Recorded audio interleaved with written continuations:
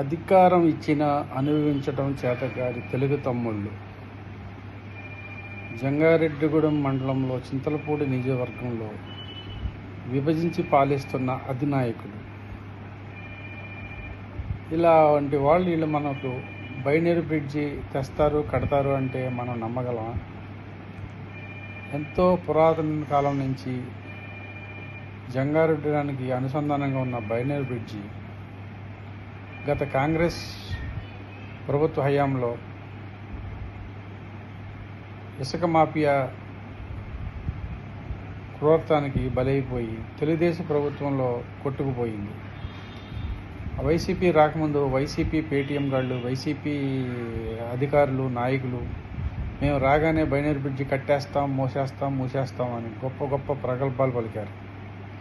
కానీ 5 ఏళ్ల పాలనలో అక్కడున్న ఐరన్ అమ్ముకోవడం తప్ప వాళ్ళు చేసింది ఏమీ లేదు. ఇప్పుడు వచ్చిన ఈ ప్రభుత్వం అయినా ఆ బ్రిడ్జిని అనుసంధానం చేస్తే ఈ బైపాస్లో జరిగే యాక్సిడెంట్లు కొన్ని తగ్గే దానికి అవకాశం ఉంది.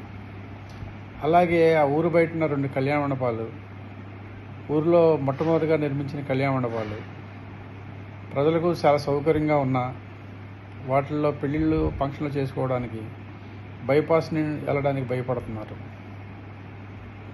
దీని మీద ఆ కళ్యాణ మండపాల ఓనర్ గారైన డాక్టర్ ప్రసాద్ గారు కూడా కొంచెం కృషి చేసి ఆయన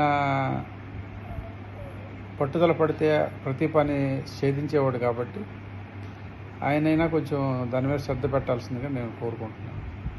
అలాగే ఈ తెలుగు తమ్ముళ్ళు అధికారం కోసం, పదవుల కోసం తర్వాత దెబ్బలాడుకుందరు, కానీ కనీసం ఆ బైనరీ బ్రిడ్జి మీద దృష్టి పెట్టి అదైనా పూర్తి అయ్యేలా చూడండి.